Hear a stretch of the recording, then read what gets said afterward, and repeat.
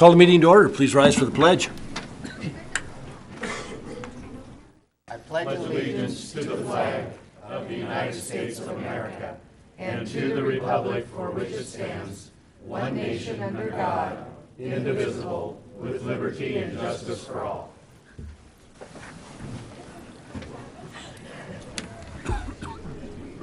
Welcome to the March 20th Post Falls City Council meeting, or looking at the audience, the Pat Knight Scott Hogue Fan Club first annual meeting. Thank you all for joining us. We appreciate it. Shannon, please note that all council members are present. And I would, before we start, like to thank Council President Wilhelm for running such an efficient meeting 2 weeks ago in my absence. I don't think you broke a record, but you came pretty close to one of the shortest meetings we've had. So thank you for running the meeting for me. Tonight we do have a presentation and a couple of announcements. First up is the Post Falls Urban Renewal Agency Annual Report. Diane Fountain. Thank you.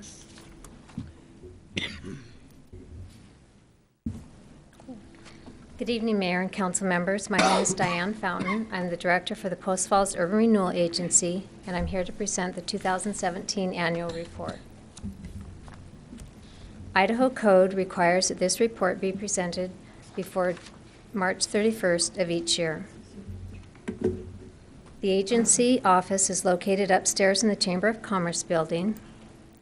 2017 officers were Jerry Baltzell, Larry Carstensen, and Len Crosby.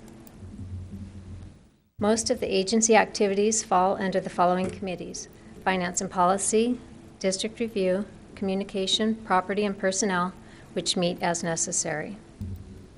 Workshops are scheduled on an as-needed basis. The agency's mission statement is to encourage sound economic and community improvement that enhances the overall quality of life in Post Falls by providing and improving infrastructure, attracting jobs, and enhancing citizen safety and health. This is a slide of our current urban renewal districts. Get my mouse here. In the Centerpoint, Expo, West Saltese, and Tullamore districts, we have proponent developers who build public infrastructure and pay for it up front. The risk lies solely on the proponent to bring in new businesses, which result in increased property values and tax increment.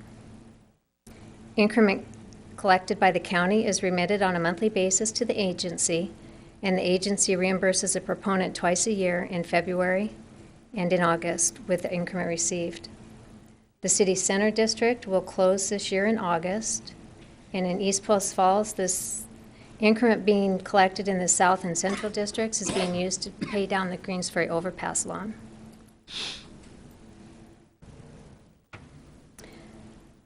This is a slide of the 2017 increment received by district and the remaining obligation at 12/31/17. Expo shows a zero obligation balance. However, they recently submitted costs on Creative Way, which have been reviewed and approved by Commission. At December 31st, there was just under $906,000 being held in reserve to pay for projects within that district. Previously, in the West Saltese 2 district, it appeared that the proponent might not be fully paid for the infrastructure they created prior to the close of that district.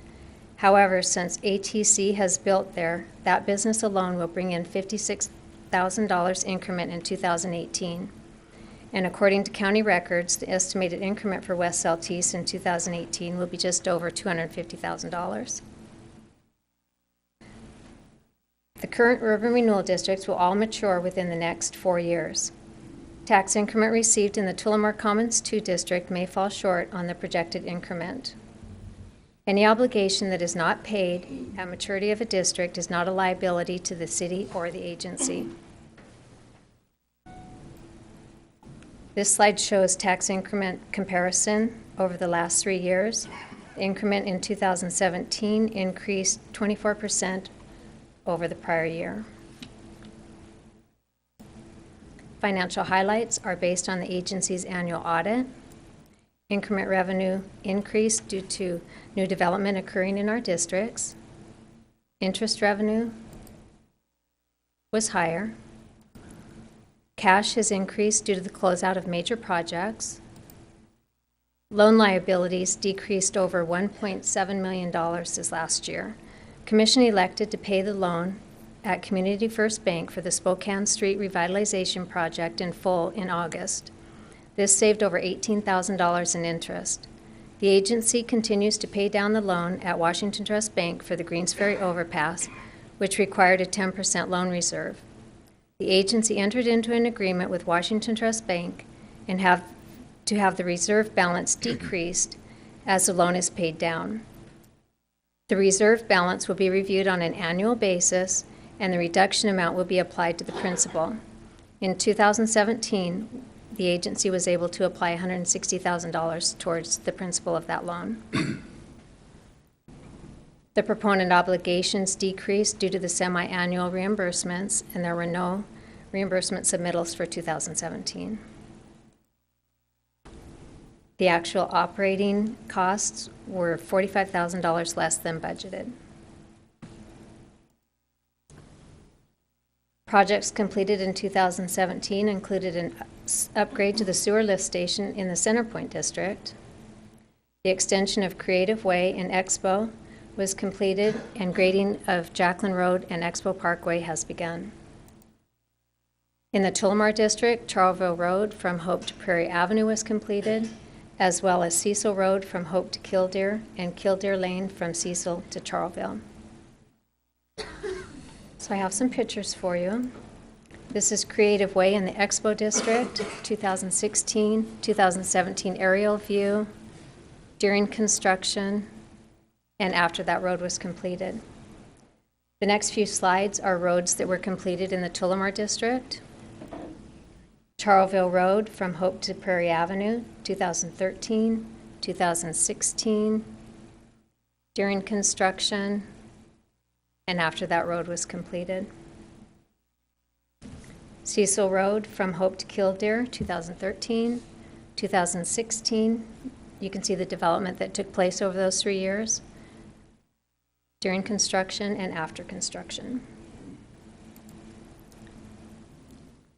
And finally, we have Killdeer Lane from Cecil to Charleville, 2013, 2016, during construction and after construction. Additionally, closure of the City Center District began in September and will be completed in August of 2018, with over $400,000 being returned to the taxing entities. Colin Coles was reappointed to serve on the Urban Renewal Board for an additional 5-year term, and Laura Horn was appointed last month to replace Tom Malzahn, who resigned in December. Commissioner Coles and Horn will both serve through December of 2022. Urban renewal and tax increment financing are the most significant tools available for attracting businesses and economic development, promoting job creation, and encouraging development of blighted and underutilized areas. Since the agency was formed, over 4,500 jobs have been created by employers within districts that were approved by the City Council. So on behalf of the Commission, I would like to thank the Mayor and City Council for your willingness to consider the creation of new districts as our current districts come to a close. Thank you. Thank you, Diane. Nice presentation. Any questions, Diane? We appreciate the time and the effort you and the Commission put forth, and it has paid dividends, so thank you very much. Thank you. I've got a proclamation to read, but first I'll read the announcements. Second Harvest Mobile Market will be at the Post Falls City Hall on Wednesday, March 28th from 1 until 3 p.m. They will be giving away free produce, nutritious perishable products, and other groceries for all families in need. This is open to the public, and no appointment is necessary. The Park and Rec Easter egg hunt will be at Camellan Park on Saturday, March 31st. The event will take place rain or shine, and children are encouraged to bring their own baskets or bags to collect their eggs. This family-friendly event will include 4 age divisions: toddlers, ages 3 and 4, 5 to 7, and 8 to 11. This event is free and will begin at 1 p.m. sharp. The annual tree giveaway is scheduled for Saturday, April 7th at 9 a.m. at Camellan Park Boat Launch. This is a very popular event, and you are encouraged to arrive early to get a place in line.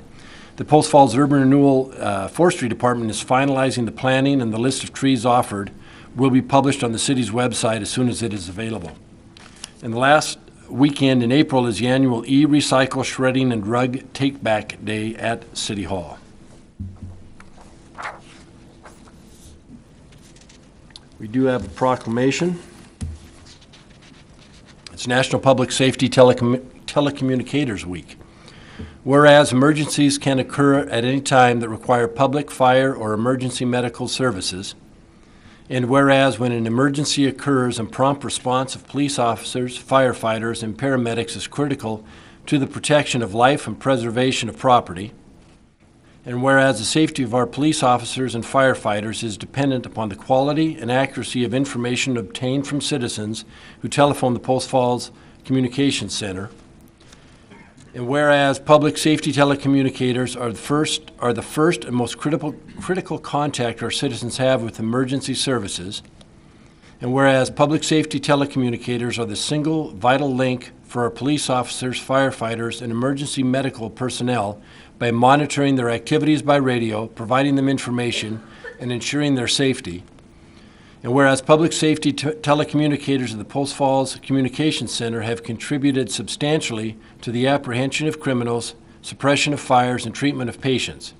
And whereas each dispatcher has exhibited a compassion, understanding, and professionalism during the performance of their job for the past year. Now, therefore, it is proclaimed by the Mayor and City Council of the City of Post Falls, Idaho, officially declares the second week of April to be observed as National Telecommunicators Week annually in the City of Post Falls, to recognize and honor our public safety telecommunicators, personnel, and vital contributions they make to the safety and well-being of our citizens. Dated this 20th day of March 2018. So thank you for all you do at telecommunicators at the City of Post Falls. We have a presentation. Life Savings Award presented by the Police Department. Chief Hogue. Chief Knight. Mayor and Council, good evening. Thank you for the opportunity. As you know, this is my last council meeting as your police chief, and what a great opportunity on my last meeting to get to recognize 4 of our employees for saving people's lives. So appreciate the opportunity. We have 4 awards to give tonight for 2 separate incidences, and the first one I'd like to present will be to Sergeant Mark Goodwin. So if Mark could come forward.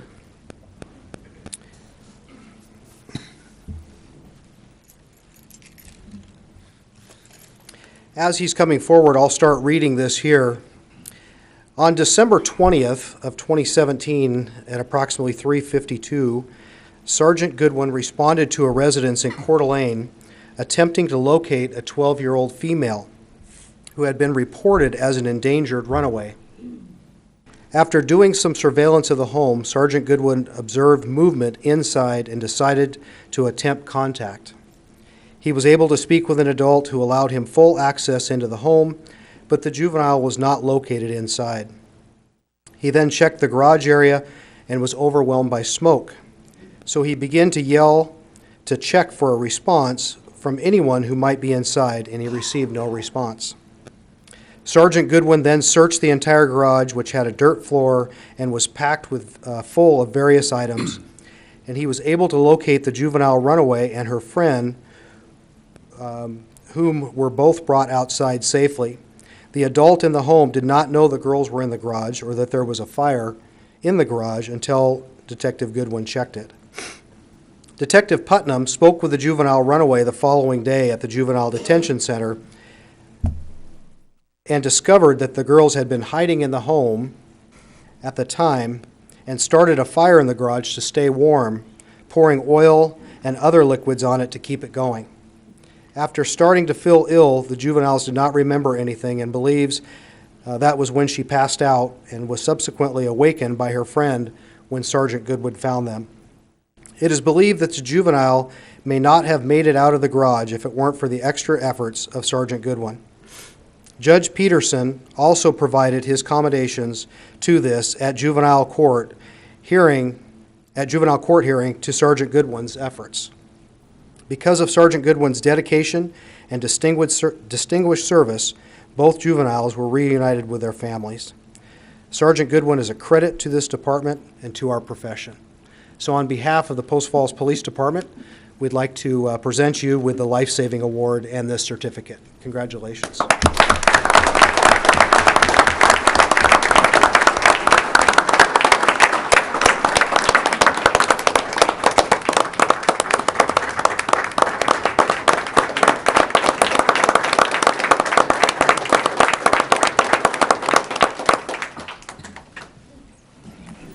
Congratulations. Thank you. Congratulations. They don't need to accept it. But wait, there's more. But they're supposed to. Details. Yeah. Next year. So the second award that we have is also a life-saving award. And we have 3 officers that are going to be recognized for that award tonight. If I could have them come forward. I think Officer Eisman is out tonight, but if I could have Officer Pearson and Officer McMillan come forward. Oh, Officer Eisman is here. Wow, look at these haircuts. I know. You wouldn't miss this, would you?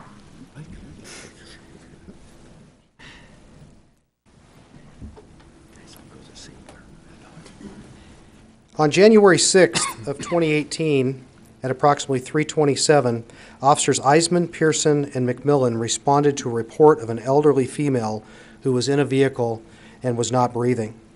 Officers met the reporting party in the parking lot of Bank of America, where they immediately pulled the victim out of the vehicle and initiated CPR. As Kootenai County Fire and Rescue arrived on the scene, the officers worked with them to join efforts as a team.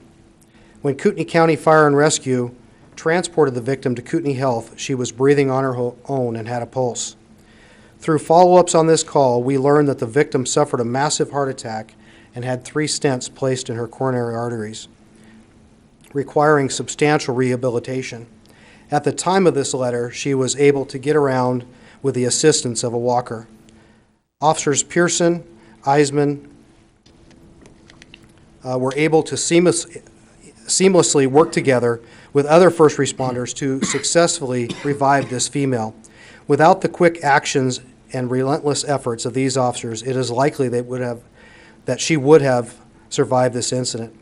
The officers are truly a credit to this department. I have to say, I was at a meeting about a month ago, and I had a lady come up to me with tears in her eyes, thanking me so much for the work that all of you did. Come to find out it was her mother that you saved. And she was so thankful for the great work that all 3 of you did on this call. So on behalf of the Post Falls Police Department, it's my honor to provide the life-saving award to all 3 of you. Congratulations.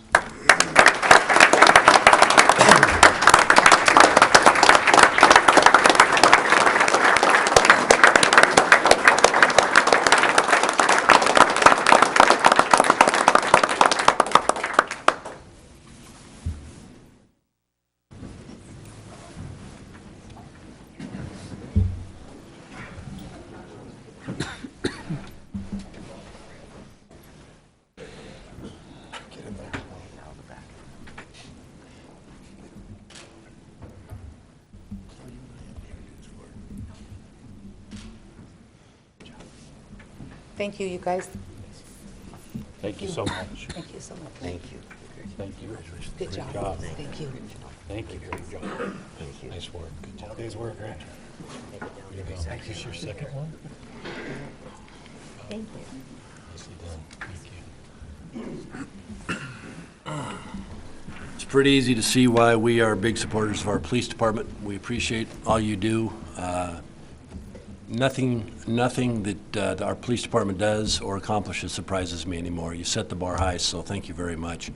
We're going to add one more presentation. And so Len and Harold, if you'd come forward, and Chief, I think they're going to make a presentation to you, but I would like you to come forward because we have a small token of appreciation from the administrative staff and council and myself. Thank you for all you have done for us. So, you bet.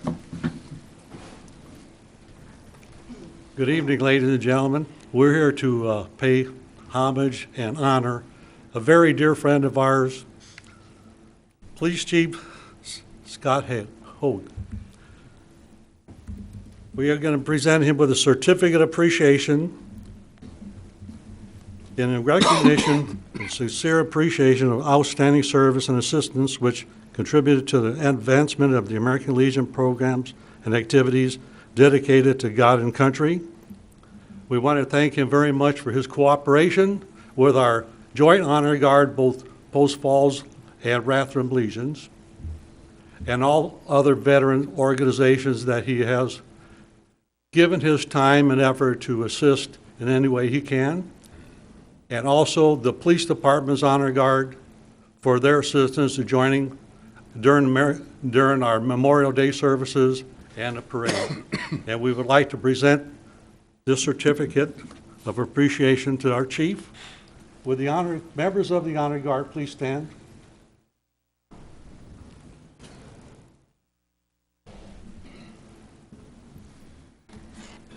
I salute you. Thank you.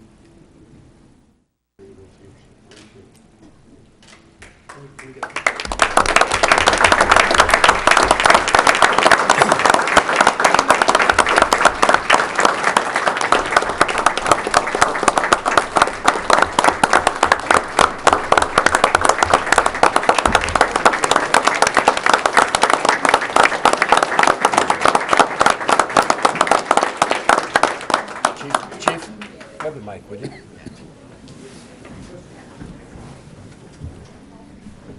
Just real briefly, I just want to say thank you very much. We have had such a great relationship with the American Legion over the years, and I'm so proud of all the work that you've done. We have tried at the police department our hardest to make sure that our veterans get recognized when we can. And an example of that recently is the Neil Uhrig Veteran Flag Program that was just started. Some of you have probably seen that in the paper, but we try to make sure that our veterans are recognized. So it's so special to be recognized by each one of you. Thank you very much.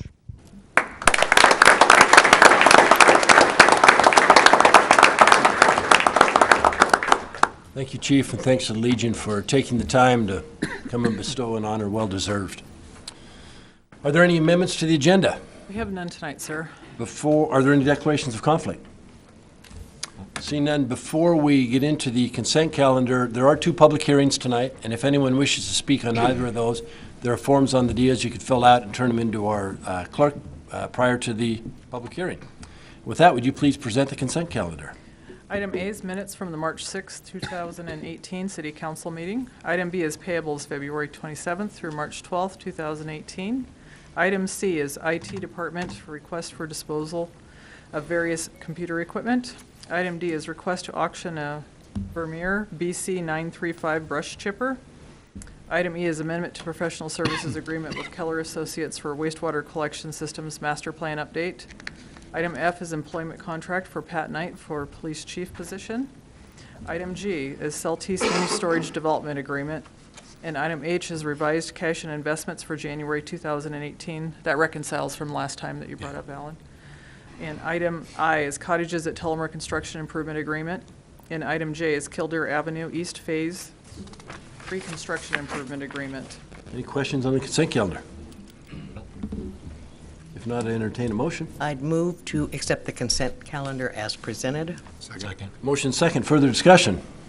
Shannon, please take the roll. Wilhelm. Aye. Borders. Aye. Anthony. Aye. Roy. Aye. Wolf. Aye. Orson. Aye. Motion passes. Thank you very much. With that, I am going to step down and ask Assistant Chief Knight to join me.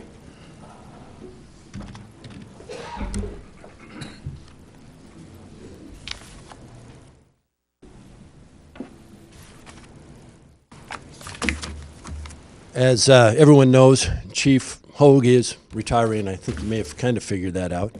And so what we're going to do tonight is we just approved Assistant Chief Knight's contract to step in as chief.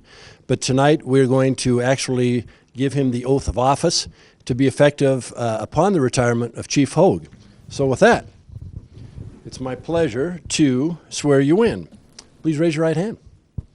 I do solemnly swear that I will support the Constitution of the United States That I will support the Constitution of the United States and the Constitution of the State of Idaho, and the Constitution of the State of Idaho, and faithfully discharge all of the duties faithfully discharge all of the duties of police officer to the best of my ability. of police officer to the best of my ability. So help me God. So help me God. Congratulations.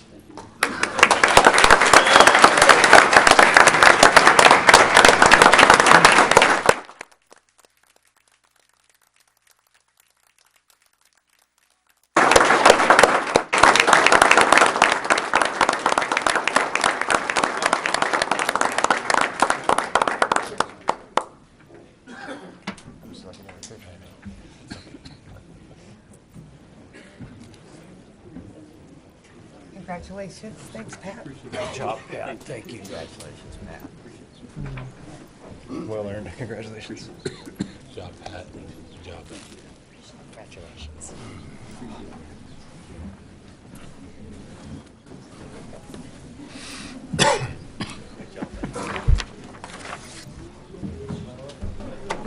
Well, there went our full house. Cleared them up. Party. He has an entourage. Where are you going after this?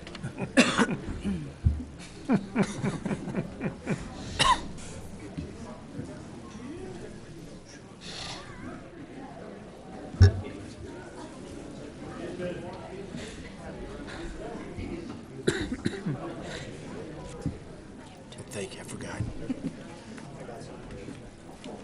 Short timer guy here to be in charge. Yeah. I was supposed to call Shannon, but I forgot. His wife. Oh, to clear a room. I do. Really quick.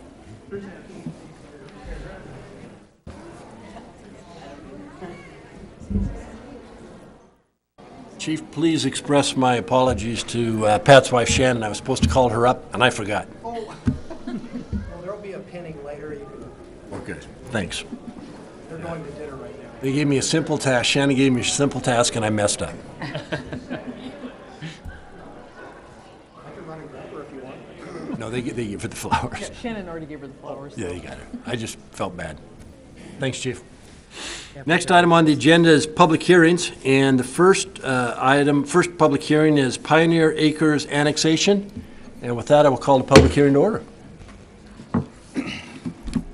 Good evening, Mayor Jacobson, Council President Wilhelm, and other members of City Council. John Manley, Planning Manager here with the City of Post Falls. So I'm here to present the Pioneer Acres annexation. The property owner is Larry Guy. The applicant is Dobler Engineering. The requested action is for City Council to review the requested annexation along with the R1 zoning designation. The R1 zoning designation was recommended for approval by the Planning and Zoning Commission at their February 13th public hearing night. Project location is, as you see here, it's north of Grange Avenue in between Chase Road and Spokane Street. It's just east of the Whiskey Flat subdivisions that's developing just around the same area.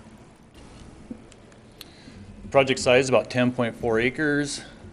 Current land use is large lot, single family residential. Proposed zoning is the R1, as mentioned in the intro, with water being provided by East Green Acres and sewer being provided by the City of Post Falls. So in looking at annexations, you look at the zoning criteria, because you're establishing a new zone, as well as annexation policies within the comprehensive plan. So the first criteria is looking at the street classifications, traffic patterns, existing development, future land uses and community plans, and if there's any other geographic or natural features that would prohibit a recommendation or an approval. So looking at the zoning, the area around, pretty much surrounding it that's within the city is predominantly R1. So the proposed R1 would be consistent with the area.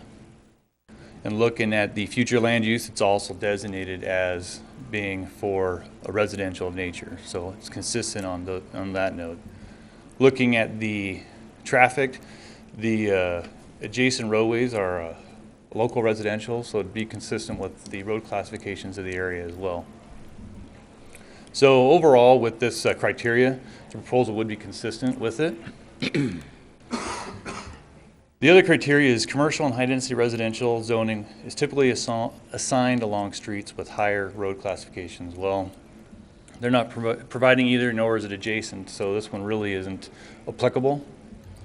The next one is neighborhood commercial or lower density zones being assigned as they proceed farther away from your higher intense urban areas.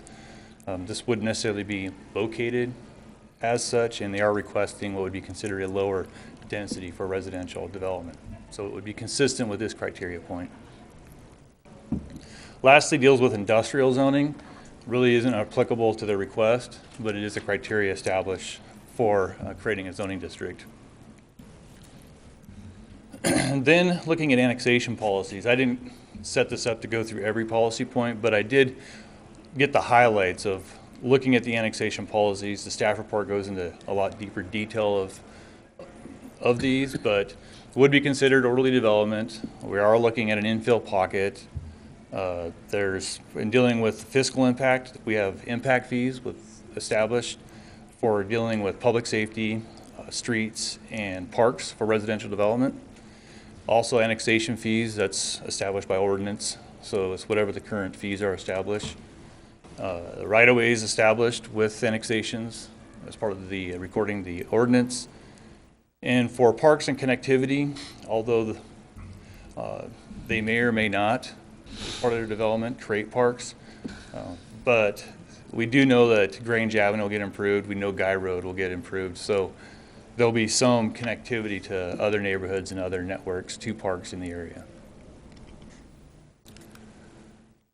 Looking at comments from other agencies, Kootenai County, within the staff report, PA1 can be referred to, that they didn't have comments. Kootenai County Fire, PA2, they were neutral on the proposed annexation and recognized it was within their service boundary. There was some concern with the Post Falls Highway District, and it dealt with, and I'm just kind of, the red box kind of highlights the area, and I'll go to, in particular, there's a short distance right here that is currently gravel, and so there's concern with a development going in here and the maintenance and that connectivity on that. There is discussions with the applicant of getting some improvements through that section. They have applied for subdivision of this, which has gone before P&Z, which is conditioned upon this annexation, and that there is some discussion points on that. Rob Paulus, Assistant City Engineer, is here if you have questions pertaining to this section, and he can probably answer those better than I could.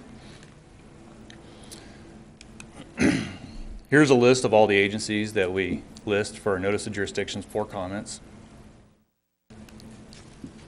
So I'd stand for any questions you have for me pertaining with what was presented for this proposal. Questions, John? Steve, go ahead. I noticed there was a letter from Idaho Independent Bank requesting access to their property. Is there any consideration in that? Yes, thanks for mentioning that. That there is located right at this. Upon development with the subdivision, we wouldn't allow non-access to that. So we would deal with that at a time of subdivision. Okay. Right now, we're looking at annexation and establishing what would the zone be for that. So it is a concern staff's looking at and we're aware of. Okay. So we'll be in communication with Idaho Independent Bank and the developer on this? Yeah, and actually you'll probably look at it when the subdivision comes forward or in subdivision review. Evidence of that will come to light. Okay, thank you. Lynn, do you have a question? I had the same question. Linda? So, John, the extension of Guy Road or the improvements to Guy Road, the same thing during the subdivision, doesn't have anything to do with this? Correct. We would handle that at the time of subdivision and the construction improvement agreement. Okay, thank you. Joe? As long as Rob's here, can we have him address the concerns of the Highway District? Yeah, no problem.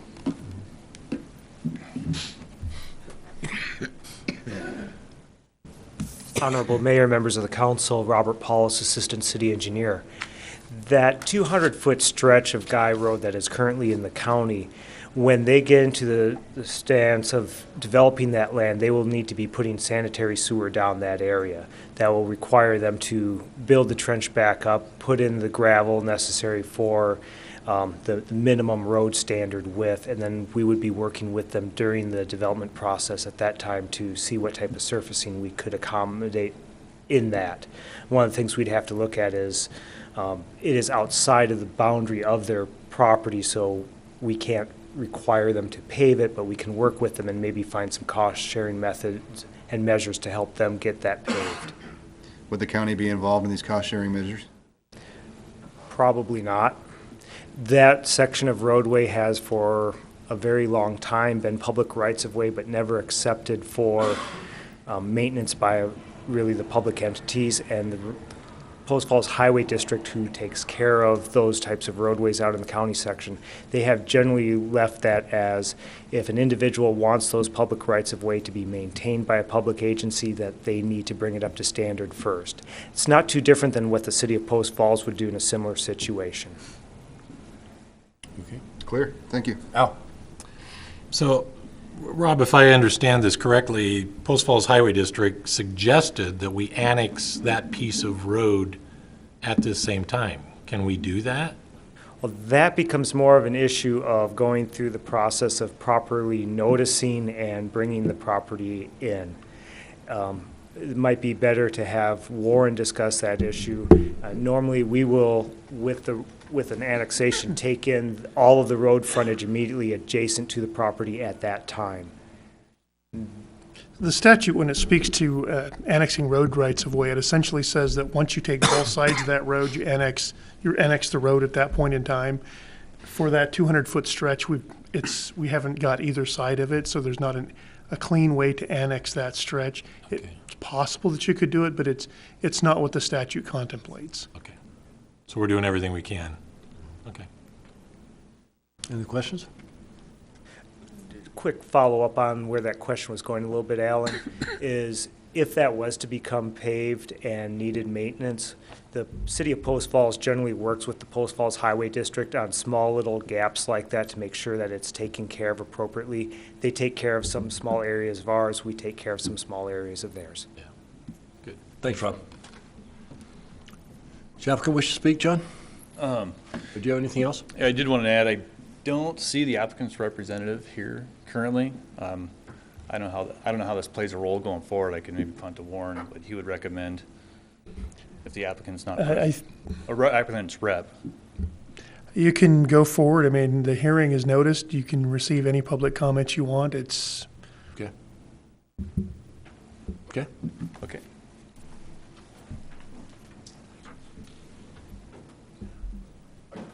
We okay? Shannon?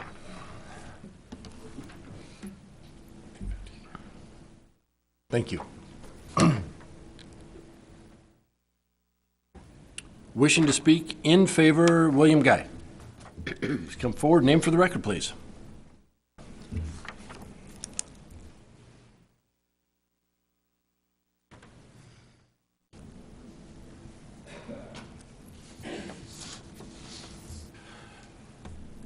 Yeah, I'm William Guy. I live in North 3435 Guy Road. And my main concern is that piece of road that they just got done talking about. I feel that it should be carved in stone that that piece will be paved before you turn 50 more houses out. Mr. Paulus and his crew succeeded in destroying Guy Road to the south, and now they're going to put 50 homes in there, and those people are all going to be either going down Tennessee Avenue or going north. And we've been living on that dirt road for 60-some years, and it doesn't take it very long to get full of potholes. And we will have to have a grader out there every 2 weeks to smooth that back up again. And I can't believe that the city of Post Falls and the Highway District and the developer can't come to an agreement on who's going to pay to pave that piece of road. That it just blows my mind to think that the city or the county, either one, is that tight on funds that they couldn't pay for that little strip of asphalt. The developer has told us that when he gets done putting his sewer lines in, he plans to build that road up with the road base and everything, so all they got to do is come in and lay the asphalt. And it doesn't seem to me like that much to ask. And I don't know if any of you people have been out there and drove this route we have to go down Tennessee Avenue, but it sure as hell ain't no freeway. You go down there and there's cars parked on both sides and somebody's coming at you, you wait behind a parked car while this guy goes by so you can go out. Now, we're going to put 50 more houses in there that are expected to use that Tennessee Avenue to come to Post Falls, and it's going to be a real cluster.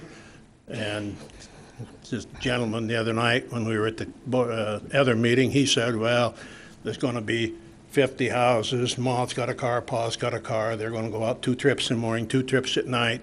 That's 4 trips times 50. That's 200 cars. That looks good on paper, but that ain't real life. I got 2 houses across from me, and there's cars coming and going from them houses all day long. It ain't just out in the morning and back at night. And then you got all your friends coming, and then these houses are all going to get teenagers, and they're all going to have cars, and it's going to fast grow a long ways more than 200 cars a day coming out of there.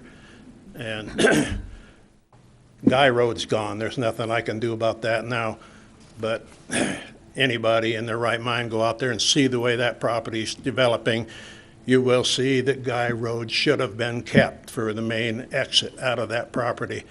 But he succeeded and got rid of it, and much behind everybody's back. Let's not get into personal attacks. We're not, I'm confused because you said you wish to testify, you were in favor, and you've spoken against it. No, I'm not against the development. I just want to be assured that we're going to get a paved road and not have to drive through. Well, and I think the comment was made that they are working on that. That will come into the development phase of it. But I'm not going to sit here and let you attack our city staff because you have a disagreement with them. So if you care to speak, we'll listen to you, but no personal attacks, please. Okay. Well, and one other thing, we'd like to know who's going to take care of the little 3-cornered part on the south side of the tracks by Guy Road. I've mowed the weeds on that little piece for the last 50 years, and now, for some reason, Mr. Paulus says he wants to keep that little piece of Guy Road to pile snow on or something. That ain't going to keep the noxious weeds from growing on that little 3-cornered piece. We always believed that when some developer developed that property, that he would plant grass in there and put up his subdivision sign there, and his homeowners association would maintain it. Now, I guess the city's going to own it. I don't know who, but we'd like to know who's going to maintain it. That time's up. That will be addressed, and the road issue will be addressed and worked on as well. Shannon, anyone else? We have none. With that, John, nothing to rebut on your part. With that, I'll close the public hearing. Council, how do you wish to act? Move to approve the Pioneer Acres annexation file number A-17-08. Second. Motion second. Further discussion? Shannon, please take the roll. Thorson? Aye. Wolf? Aye. Malloy? Aye. Anthony? Aye. Borders? Aye. Wilhelm? Aye. Motion passes. Thank you very much.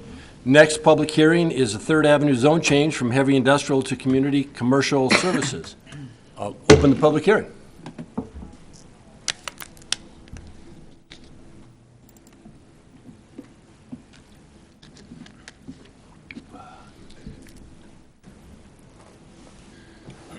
Yes, so the 3rd Avenue zone change, the owner is Lamb Storage LLC. The applicant is Tri-State Consulting Engineers, or should I say the applicant's representative.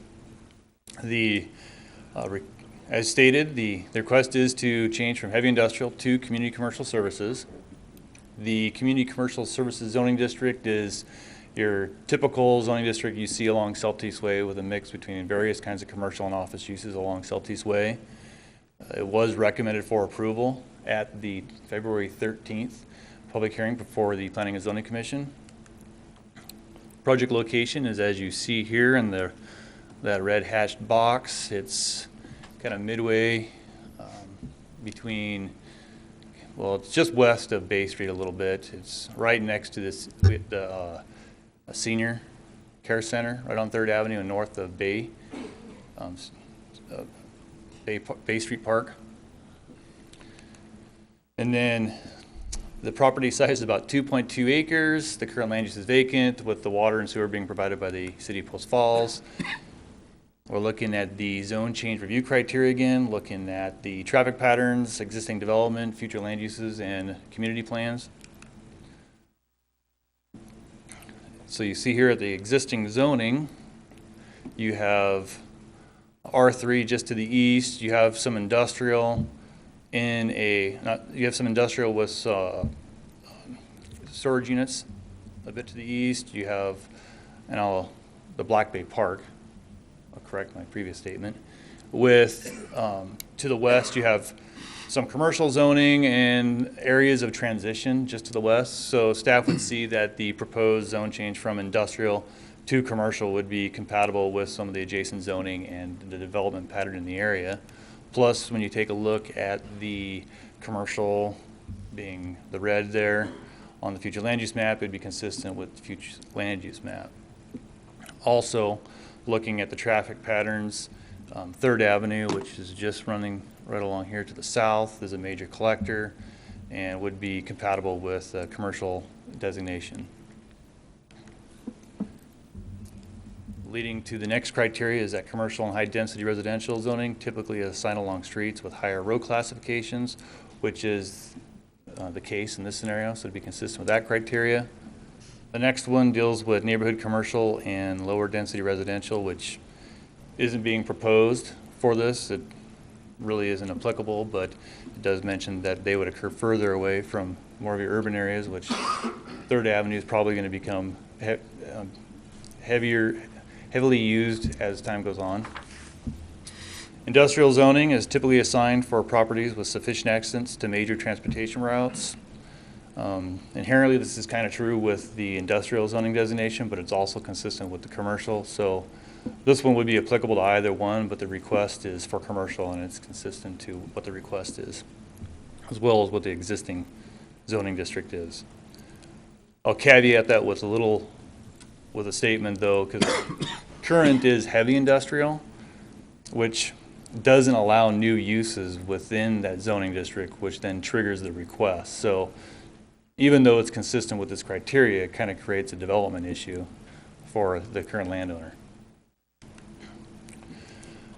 Other agencies were notified. We didn't receive any, and I'd stand for any questions you have for me regarding the zone change at this point. Joe? What can be done commercially in a CCS zone that cannot be done in a heavy industrial zone? Well, like I inferred, currently it couldn't develop really hardly anything in that heavy industrial because it doesn't allow any new uses. And so I guess it would be to the applicant to pick whether they wanted to have industrial or commercial, but the future land use map shows it as being commercial. So industrial is not really an option to request at this point without amending the future land use map. So then we're back into what works potentially for the applicant, and that would be to request something consistent with the future land use map and also facilitates the direction they want to develop that property. This is more for my own education, I guess. So if currently there's no use, and under heavy industrial there's no new uses, then is that how the ordinance is written? I'll let Warren kind of maybe elaborate. Yeah, essentially it's a legacy zone, so that existing uses at the time the last amendment was made to this section, those uses could continue. It's sort of like a grandfathered use, but there was no new uses to be instituted under the heavy industrial zone. So if you wanted to do something beyond what you currently had, you had to request a zone change to a new zone. So in this case, it was vacant land, so they were pretty much locked into that. When they wanted to do something with the land, they had to ask for a zone change to change it to an appropriate zoning district. So as it sits right now, it's undevelopable? Essentially, yes. And we have another request in this same neck of the woods that's going through the same process. So that whole strip is in the process of transitioning out of that legacy heavy industrial zone to essentially a zone that's compatible with our comprehensive plan, future land use map. Okay, and I'm not going to ask for any discussion on this topic right now because it's not really germane to the issue at hand, but this is obviously an exception kind of issue, something that has popped up that probably isn't expected from anybody. Has this And we can answer this later. Has this been addressed in the new zoning code so that something like this doesn't happen again? Looking at you, John, I will say we're working on that. I mean, this is an interesting way to approach that problem. I think we're going to try to massage it and make it a little cleaner. And we're also going to be doing some rezoning, so we're trying to clean some of that up. Awesome. Took a long way to get there, sorry. Yeah, my goal is not to have zoning districts that you can't do anything. Right. You know, so more or less, can we come up with a zone that works for that neighborhood, that they can at least get permits or get building and not refer to it as some legacy zone that you can't really do anything? And I just wanted to make sure also that it's addressed for future issues should this come up again. So it sounds like you guys are on it, so I'm good. Thank you. Any questions, John? Good. Mr. Circle. Good evening, Mr. Mayor, members of the council. My name is Steve Circle, address 1859 North Lakewood Drive, Coeur d'Alene, Idaho. Thank you for hearing me tonight. As stated by John, I represent Lamb Storage LLC, and we went through P&Z with full green light go as recommendation, and we certainly would ask for the same here tonight. The clients currently own, this might be a nice insight for you, they currently own the Bay Street mini storage, and their preliminary plan is to do some more mini storage right there. So we're not here formally yet for that, but obviously we got to have the color of the map look right. So that's what we're here for. So with that being said, I now stand for any questions you might have of me or. Any questions, Steve? No. Thank you. Thanks, Steve. We have none. No rebuttal from anybody? Close the public hearing. Council. I'd move to approve the Third Avenue zone change from heavy industrial to community commercial services, file number ZC-17-07. Second. Motion second. Further discussion? Shannon, please take the roll. Malloy. Aye. Anthony. Aye. Wilhelm. Aye. Thorson. Aye. Wolf. Aye. Borders. Aye. Motion passes. Thank Vote you. twice, Gary? Next item up is unfinished business, and tonight we have none, followed by citizens' issues, and this section of the agenda is reserved for citizens wishing to address the council regarding a city-related issue that is not on the agenda. If anyone cares to testify, Chief. I do, very much. I don't need that. Good evening, Mayor and Council. Warren Mayor with Kootenai Fire and Rescue Fire Chief. I just want to spend actually a couple minutes tonight. I see the clock is running, so I'll kind of step through it here really quick. First item is congratulations to Chief Hogue for his retirement, and it was a great event last Friday night. I'm glad that many people got to be there. He is a dear friend of mine, and I'm going to miss him a lot, certainly in this role, but get to visit with him afterwards. And congratulations to Chief Knight as well on his appointment. I look forward to working with Pat very closely as we continue to look for partnerships that make sense and continue to improve the way we get to serve this community. The Life-Saving Awards was a great event as well. That person that was resuscitated at Bank of America actually sat at our banquet at our table, and we got to visit with him just a couple of weeks ago. So that is really a testimony to the partnership that we enjoy here in Post Falls between Kootenai Fire and Rescue and the Post Falls Police Department. So we're going to continue to embrace that and look for ways to work better together. The other item that I had was I want to add just a couple of comments on the mobile market. That, again, is another partnership that's being sponsored here between Kootenai Fire and Post Falls Police, but it also has a number of other partners this year that I think are worth noting for the record. It's with the Post Falls Food Bank, Post Falls Family Dental, the UPS store down on Celtice Way, Selkirk Construction, the Firefighters Local 2856 here for Kootenai County Fire and Rescue, New America Credit Union, Kootenai County Young Professionals, Cisco, and then Avista is going to have their energy van. So this is going to be, I believe, quite a day for the people in our community that come. And all we ask them to do is to bring a box. And we'll be sending out a co-press release between the police department and Kootenai Fire and Rescue this coming week. And then the last item that I wanted to just spend a minute or two on was just to talk about the opening of Station 2 that we had this last July. I want to just spend a couple of minutes on that. As you recall, we have four fire stations with Kootenai Fire and Rescue, and we cover 113 square miles. That includes the city of Post Falls. We have had folks at Station 1 at 404 North Idaho for many years. That was the original Post Falls station. And for a long time, that station also served the downtown Post Falls and all the way to State Line and south of the river. So they had quite a response area, and they were running probably 2,500 to 2,800 calls a year, so staying pretty busy. In 2009, we staffed Fire Station 3, and that was again to serve Post Falls as it continues to grow. And the core area of Post Falls, believe it or not, has about 3,000 calls a year. And so it's quite a busy area right down the middle, and of course with tech parks and things like that that might spur more housing, that's going to bring along some more business for us. And then Station 4 obviously was Kootenai Fire Protection 1. It's been there for 50 or 60 years, so that continues to serve the east side of our district. And then we opened up Station 2 July 1st of 2017. And since that time, the area right around the fire station there is actually seeing 4 to 6 minute improvement in its response time. And because that area out by Pleasant View and all the way out to Cabela's was previously served by Fire Station 1. What compounded the problem was when Fire Station 1 was already on a call, and then Fire Station 3, which is at Highways 41 and 16th, would then cover the call all the way out to Cabela's, and that might take them 12 to 14 and even 16 minutes to get there.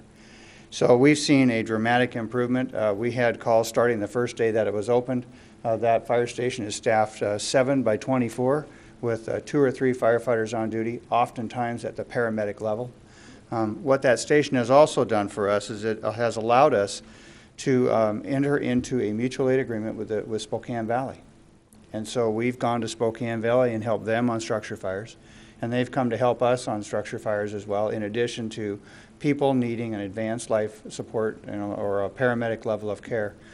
With our mutual aid agreement, when they ask for mutual aid, our paramedics then can go into Washington State and assist people in the Spokane Valley area with their immediate medical needs, and so that has been a real plus. Having a mutual aid agreement like that, much like we have with Northern Lakes and Coeur d'Alene, it's like staffing additional fire stations at no additional cost. So what it really does is it leverages the resources that our taxpayers pay in this area, and we get to have service. So when they need help, we help them. When we need help, they come and help us. So it's an agreement that, in a long-standing practice in the fire service, that I've experienced in the 40-plus years I've been in the fire service, that simply works well every day. So I'm proud to spend a couple minutes with you tonight, talk about a few items, and I'll yield the last 10 seconds to the council. Thanks, Chief. We appreciate the partnership and all you do. Anyone else? Bob?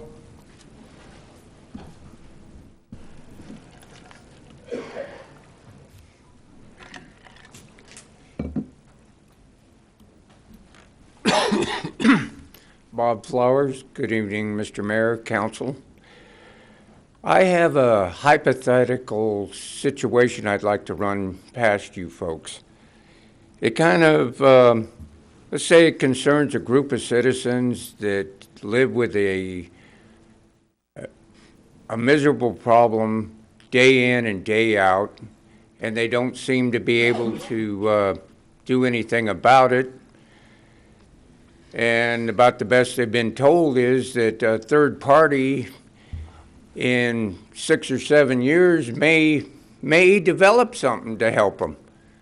And I'd just like to ask the council, hypothetically, how you might address it in a way of telling these folks, well, you just got to be patient and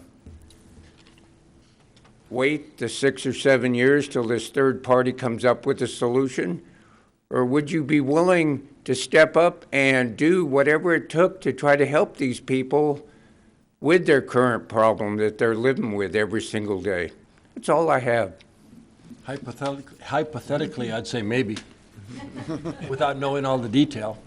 But if a specific issue came up and the city felt was something we should address, I think without being hypothetical, we could probably say, yeah, if it was something we should do or could do, we would definitely look at it. Thank you. So if you have more specifics, want to visit with staff, feel free. Anybody else? Next item up, new business, Maplewood Villa subdivision. Mr. Manley.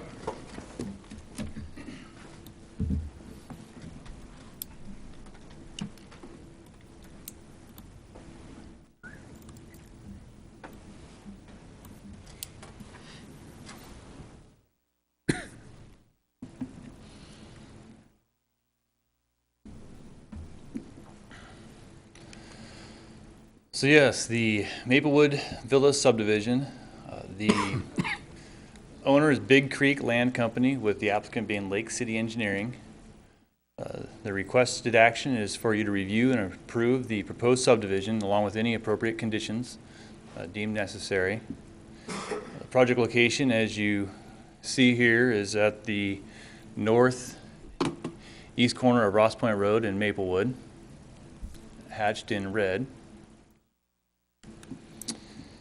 The property is approximately 7.1 acres. The current land is vacant. There's no known significant topology or vegetation regarding the site, and City of Post Falls would be the provider for both water and sewer. They're proposing 26 medium-density R2 zone lots that all meet the minimum lot size for that zoning district at a density of 7.3 units per acre. They do have some internal streets being proposed, Acer Loop, and then there's some access to Ross Point Road and Maplewood Avenue. There'll be no direct access to those, though. This right here is the subdivision plan with, I apologize for the, it's tough to read, but Maplewood is along the southern boundary at this point, and you have along the western boundary, the Ross Point Road. Primary access is to come off of Ross Point Road at about this location with the loop, with the emergency access at the southeast corner. There's been discussions on that and how that can be implemented. If there's any questions, Rod Paulus is here, so I'd like to defer to him to comment any questions regarding that emergency access road. So in looking at subdivisions, though, we look at some review criteria, and they establish whether or not subdivision should be approved or not approved. And generally speaking, if they meet the conditions, then it would typically be approved. So looking at the provisions for the water supply systems and whether there's adequate quantity and quality to provide services, the City of Post Falls would be able to provide service to this location. Looking at the sewage system and the ability to provide municipal services, we do have adequate capacity for this proposal. Also, the layout would be adequate.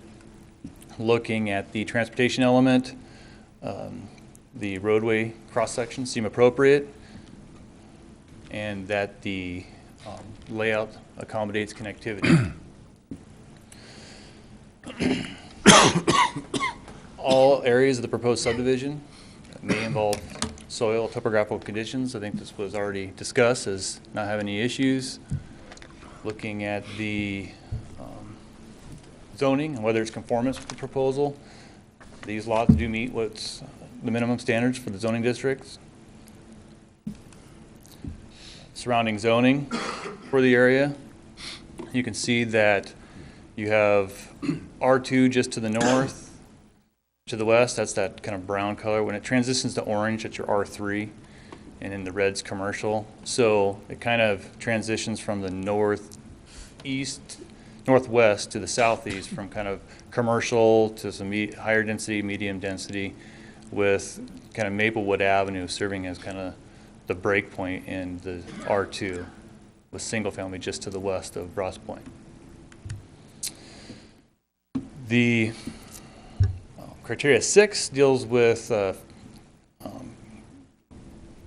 bearing a fair share cost. This is, we have annexation impact fees dealing with this at the time of issuance of building permits. Once again, it's for residential, that would be public safety, streets, and parks. Didn't receive any comments from any outside agencies pertaining to this proposed subdivision, and I'd have any questions you'd have for me for what was in the staff report or what is presented. John, this went through P&Z? Yes. And it was approved? It was recommended for approval at P&Z at February 13th. Okay. Steve? Maybe this would be more for the developer. What was the reasoning behind having the primary access off of Ross Point instead of Maplewood? Because it seems like Maplewood gets a lot less traffic. It'd be easier to access out of that subdivision onto Maplewood, then go to Ross Point Road. Rob Paulus may be able to answer that. This is a new business, so it's not a public hearing. Okay. But I do know that as long as they meet the spacing standards for their roads, they do have some liberty to design their subdivision, as long as they meet fire access, public safety, and the access constraints from the egress to a point of intersection. So that may have played a role, but. Anything else, Rob? Okay. Okay. Thank you. Okay. Is that all right, Steve? Yeah. Joe? Well, as Rob's there, could you explain to, clarify for us the emergency exit onto Maplewood and how that's going to be regulated? Robert Paulus, Assistant City Engineer. The emergency access point onto Maplewood Avenue would be regulated by having a steel bollard in place to block traffic from going through. It would also be marked with no parking signs on it to dissuade people from being able to go through there or for parking on it. We work through that issue with Gerald Archer, the fire marshal, on a regular basis on other subdivisions. Okay, thank you. Al? I don't know when we as a council get an opportunity to address this, but I know I asked specifically when we first started talking about this piece of property whether we were going to have access to both Ross Point and Maplewood, and I was told yes, there would be access. I don't really consider emergency access the type of access that I was requesting. Now, there was discussion at the Planning and Zoning Commission off of this. Mr. Dittman had made comment in the public record that the applicant would be willing to work with staff and see about rearranging how that access point would be and see if they can make that and widen it out to a full access point. It does meet our minimum standards. Would there be some potential benefit of having two access points? Staff would argue that yes, there is. We do not have anything specifically that would force them into that position. For 26 duplex lots, you end up with you'd end up with 52 units, 520 trips per day. Let me go back just a little bit. If you look to the subdivision immediately to the north of where this is at, that's a duplex neighborhood, which also by chance and luckily has 26 duplex lots on it. I counted it earlier today. And a single point access onto Ross Point Road. I went back and looked. Ross Point Road right now is operating at just over 3,000 trips per day. A major collector is usually designed to handle between 4,000 to 12,000 trips per day. We have in that area, there's been 2 collisions between 2010 and 2015 at the intersection of First Avenue and Ross Point Road. It's not a high incidence rate for collisions. It's not a high volume road when you look at the actual road designation. Now, if you lived along that road, that's a very busy road for a single family neighborhood to be backing onto. But engineering standpoint, we look at it and say, okay, it is a safe location and they're not creating a more dangerous situation from a modeling standpoint. So because they meet the criteria, we really can't require them to have that second access? It becomes more difficult, yes. More difficult or not possible? We don't have the criteria to say thou shall. We could have them do a traffic study and look at it, and a traffic study would say, if you have this access point, you're creating a safety problem, then you need to create a second access point for the traffic. Okay. If we did that, when we look at where things are at right now, there isn't a problem. When I look at, this has happened post the initial application, we've now adopted the 2017 Transportation Master Plan.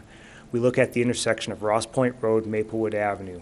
In 2020, 2025, and 2035 models with background growth, and this falls within the background growth, it shows no deficiencies at the intersection of Ross Point Road and Maplewood Avenue. It'd be very difficult to make that leap and say, okay, developer, you need to spend $20,000, $30,000 to do a traffic study to show that you're going to be making things unsafe and what you need to do to make it safer.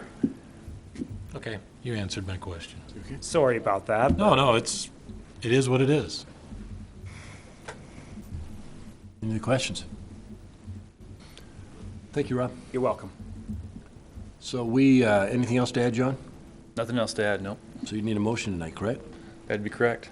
I'd move to approve Maplewood Villas subdivision file number S-17-11. Second. Motion second, further discussion. Shannon, please take the roll. Borders? Aye. Wolf? Aye. Anthony? Aye. Malloy? Aye. Wilhelm? Aye. Thorson? Excuse me, aye. Motion passes, thank you. Next item up is ordinances and resolution. Tonight we have one resolution dealing with 2017 Transportation Master Plan adoption. Move to approve the resolution 2017 Transportation Master Plan. Second. Motion second, further discussion. Shannon, please take the roll. Anthony? Aye. Thorson? Aye. Malloy? Aye. Wilhelm? Aye. Wolf? Aye. Borders? Aye. Motion passes, thank you. Are there any administrative staff reports tonight? We have none tonight, sir. No mayor comments tonight? Any council comments tonight? I have one. This is kind of a question for the council, for staff. We got a document today from Janet Best about our revenue and expenses, 130 pages long. Really nice detail. I'm just wondering if we couldn't get like a summary or a report on that. It's a lot of good information, but for me to sit down and go through all of it and pull out all the meat of it. And I'm just thinking of like last meeting where Linda did a great job rushing us through there, but it would have been nice to have a staff report just saying where we are in terms of our revenue and expenses for the year. Yes. So just somebody to crunch down that 130 pages worth of information into a 10 And or we have 15 reports minute. available in Tyler, so we could have those reports directly printed out of Tyler and sent out. So we could send out both. So those who like the detail could read the detail. Those who just want to look at the summary could have the summary. That would be very advantageous to Just me. attach as an It's abstract on easy, the front. yes. Yeah. Nice thing is if they give you the summary, you're going to have questions on the details. So if you have them both here, Right. it'd be nice. Yeah. Good question. One other comment, and I know we've celebrated the fact that Chief Hogue is leaving and Chief Knight is replacing him. I just want to, again, I guess from my point of view, congratulate the city and the police department in specific on the ability to develop these people into leadership positions. I think we're blessed as a city to have Chief Knight step in for Chief Hogue, just as Chief Hogue stepped in when his turn came around. And I just think the entire police department should be applauded for creating that ability to move people up through the leadership ranks. And I know that Captain McLean has been a big part of all that too. So thanks to all of you guys for making it easy for us, make our job easier, not having to go out and try to find somebody outside of our community who can step in and really do a great job. So thank you all. I know that's not just the police department, it's the whole city. So thank you for that. Thank you. Anybody else? There's going to be a celebration of life for Noam Politis. Those of you that may or may not know her or have known her, she worked at the senior center for several years. It's going to be on Saturday the 24th from 2 to 4. So the community is welcome to attend that. Did you say where? At the senior center. Senior Center, thank you. Thank you, Lynn. With that, we do need a executive session. We do. To last how long? 15 minutes. He says 15, we'll give him 12. Move to enter into executive session pursuant to Idaho Code 74-2061C to acquire an interest in real property which is not owned by a public agency, that no action will be taken and the session will last about 20 minutes. Second. Motion second, further discussion. Shannon, please take the roll. Thorson? Aye. Wilhelm? Aye. Wolf? Aye. Borders? Aye. Malloy? Aye. Anthony? Aye. Motion passes, thank you. We'll enter executive.